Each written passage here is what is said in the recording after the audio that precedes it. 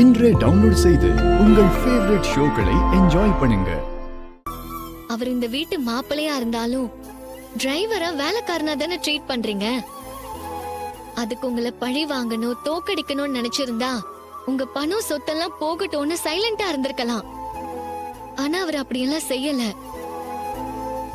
நீங்க மோசமா நடந்துக்கிறதெல்லாம் பொறுத்துக்கிட்டு நல்லதானே செஞ்சிருக்காரு. இப்பவாச்சும் நீங்க அவரோட நல்ல மனசை புரிஞ்சுக்கோங்க. அக்கா, வழக்கம் போல உனக்கு நல்லது பண்ற மாதிரி நடிச்சு உன்னை ஏமாத்த பாக்குறான். நீ ஏமாந்துறாதக்கா. சந்திரா, இன்னும் ஒரு வார்த்தை பேசுன நடக்கிறதே வேற. இனிமே அவரை ஏத்துக்கோங்கன்னு நான் சொல்ல போறது இல்ல.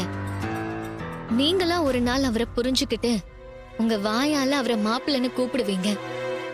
அந்த நம்பிக்கை எனக்கு இருக்கு. அது வரைக்கும் நான் காத்துட்டு இருப்பேன்.